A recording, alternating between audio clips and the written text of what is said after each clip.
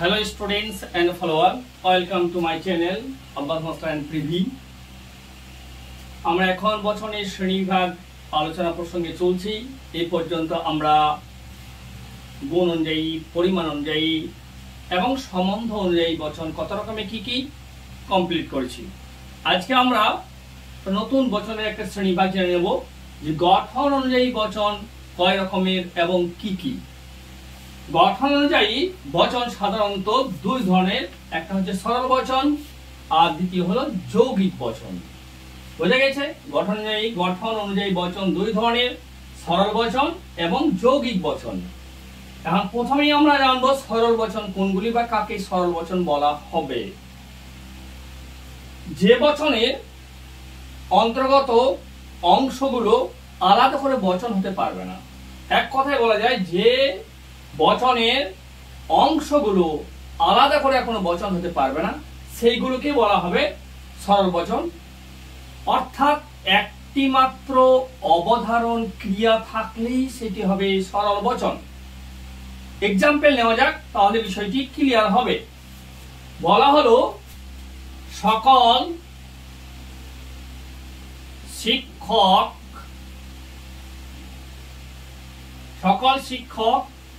হন পণ্ডিত।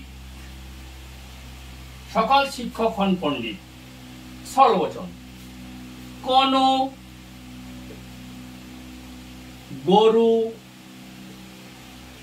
নয় ঘোড়া। কোন গরু নয় ঘোড়া। বলা হলো রাজু নয় সৎ। এগুলো এক একটি সরল বচন। সরল বচনের সংজ্ঞা তো আমরা কি বললাম? যে বচনের অন্তর্গত কোনো অংশ, বচনের কোনো অংশ আলাদা করে বচন হয় গণ্য নয় বা যোগ্য নয় বা আলাদা করে বচন হতে পারবে না। যেমন দেখো, সকল শিক্ষক হন পণ্ডিত। এই বচনের অংশ হিসেবে আমরা পাচ্ছি শিক্ষক, অংশ হিসেবে পাচ্ছি পণ্ডিত। এই বচনের কোনো অংশ মানে শিক্ষক অংশটা একটা মাত্র শব্দ, কিন্তু বচন নয়, বা পণ্ডিত অংশটা একটা শব্দ মাত্র, বচন হওয়ার যোগ্য নয়। অনুরূপ গরু একটা অংশ, ঘোড়া একটা অংশ। গরু আলাদা করে বচন হওয়া যাবে না, গরু একটা শব্দ মাত্র। ঘোড়া আলাদা করে বচন হবে, ঘোড়া একটা শব্দ মাত্র। অনুরূপ রাজু বা সতের ক্ষেত্রেও একই কথা প্রযোজ্য। তাহলে বোঝা গেল যে সরল বচন সেইগুলি হবে যে বচনের অন্তর্গত কোনো অংশ আলাদা করে বচন হতে পারছে না। এখন দেখা যাক এই সরল বচনের অংশ কয়টি কি। সরল বচনের সাধারণত তিনটি অংশ পাওয়া যাবে: উদ্দেশ্য, সংযোজক আর পণ্ডিত। আমরা বলতে পারি সরল বচন মাত্রই তিনটি প্রধান অংশ: উদ্দেশ্য, সংযোজক এবং বিধেয় পদ। উদ্দেশ্য, সংযোজক এবং বিধেয় পদ। যদিও নিরপেক্ষ বচন আকারে যদি ধরা হয় তাহলে মানক বিষয়টা আসে, তবে সেক্ষেত্রে কিন্তু এই সরল বচনের মানক কথাটা না আনাটাই ভালো। আমরা যে উদাহরণ কোটা নিয়েছি সেখানে দেখতে পাচ্ছি সব উদাহরণ কোটাই কিন্তু নিরপেক্ষ বচনের অন্তর্গত। সকল শিক্ষক হন পণ্ডিত, এটা নিরপেক্ষ এ বচন। কোন গরু নয় ঘোড়া, এটা হচ্ছে নিরপেক্ষ ই বচন। রাজু নয় সৎ, এটা হচ্ছে ই বচন। তাহলে আমরা বলতে পারি সরল বচন এক ধরনের নিরপেক্ষ বচন, বা নিরপেক্ষ বচনই হচ্ছে সরল বচন। ক্লিয়ার হলো?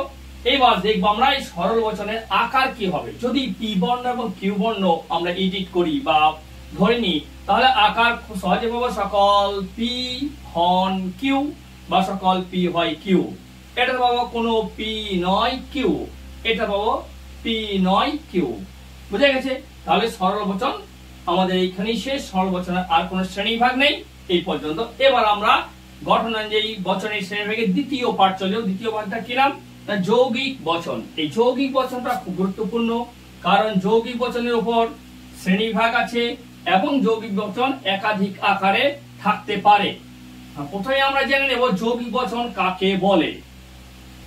যে বচনের অন্তর্গত এক বা একাধিক, কিংবা বলতে পারি দুই বা ততোধিক অংশ আলাদা করে বচন হতে পারবে।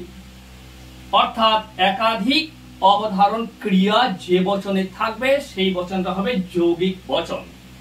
এখন যৌগিক বচন কোনগুলি এক্সাম্পল নেওয়া যাক। বলা হলো রাজু রাজু সৎ এবং সাহসী। সৎ এবং সাহসী। দেখো দুটো কথা পেয়েছে, রাজু সৎ এবং সাহসী। সাহসী বলতে কিন্তু রাজুই সাহসী। তাহলে এই যৌগিক বচনের দুটো অংশ, রাজু সৎ আর একটা সাহসী, এ কিন্তু আলাদা করে বচন হতে পারবে। এই রাজু সৎ অর্থাৎ রাজু হয় সৎ, ঠিক সাহসী রাজু সাহসী, রাজু হয় সাহসী। অনুরূপ আমি আমি বাজারে যাব, আমি বাজার যাব। অথবা অথবা অথবা স্কুলে যাব, স্কুলে যাব। দেখো এখানেও যৌগিক বচনের দুটো অংশ পেয়ে যাচ্ছি, আমি বাজারে যাব অথবা স্কুলে যাব। এই স্কুলে যাব বাজার যাব, সেক্ষেত্রে কিন্তু আমি দুটো কাজ করছি, দুটো অংশ। আমি বাজার যাব, এটা একটি আলাদা করে বচন হতে পারে। আমি স্কুলে যাব, এটা একটি আলাদা করে বচন হবে। আরো নেওয়া যাক, যদি বিদ্যুৎ থাকে,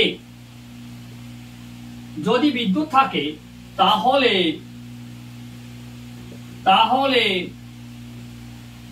পাখা ঘুরবে। যদি বিদ্যুৎ থাকে তাহলে পাখা ঘুরবে। এই যে বিদ্যুৎ থাকে একটি আলাদা বচন হওয়ার যোগ্য, পাখা ঘুরবে এটা কিন্তু আলাদা বচন হবার যোগ্য।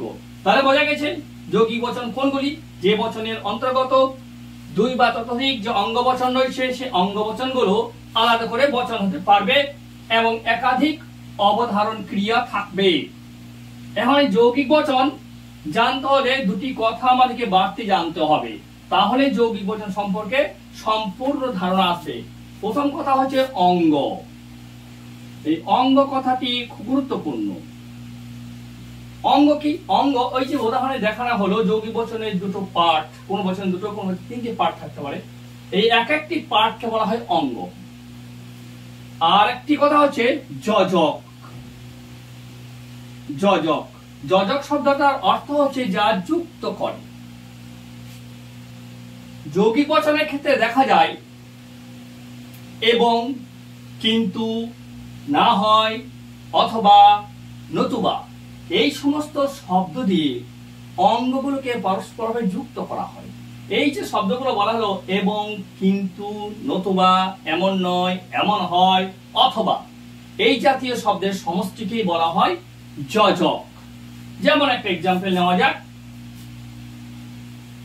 বলা হলো রহিম সৎ এবং সাহসী ও পরিশ্রমী। ও পরিশ্রমী বোঝা গেছে। এখানে যোজক শব্দ কোনগুলো? এবং আর ও।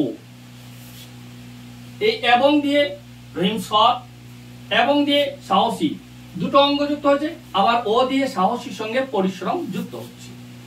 তাহলে এই যোজক এবং অঙ্গ এই দুটি কিন্তু যৌগিক বচনের ক্ষেত্রে খুব গুরুত্বপূর্ণ, কারণ যৌগিক বচনের যে শ্রেণীভাগগুলো আছে সেই শ্রেণীভাগগুলোতে এগুলো সবগুলোই কিন্তু প্রযোজ্য, সবগুলোই লাগবে। এখন আমরা দেখে নেব এবার যৌগিক বচন কত রকমের হয়, কি কি। যৌগিক বচন প্রধানত 5 ধরনের হয়। প্রথমত হচ্ছে নিষেধক বচন, দ্বিতীয়ত সংযৌগিক বচন, তৃতীয়ত বৈকল্পিক বচন, চতুর্থ প্রাকল্পিক বচন, আর পঞ্চম হচ্ছে দ্বিপ্রাকল্পিক বচন। এই 5টা শ্রেণী যৌগিক বচনকে ভাগ করা হয়। আর এই 5টা শ্রেণীতেই কিন্তু অঙ্গ এবং যোজক দুটোই কিন্তু প্রযোজ্য, দুটোই কিন্তু লাগবে। এই অঙ্গ এবং যোজক যদি না চেনা যায় তাহলে যৌগিক বচনের শ্রেণীভাগ কিন্তু জানা যাবে না, বা যৌগিক বচনের যে 5টা শ্রেণী, 5 রকম নাম আছে, সেই 5 রকম নাম কিন্তু আমরা আলাদা করে জানতে পারবো না। সব ক্ষেত্রে অঙ্গ এবং যোজক থাকবে।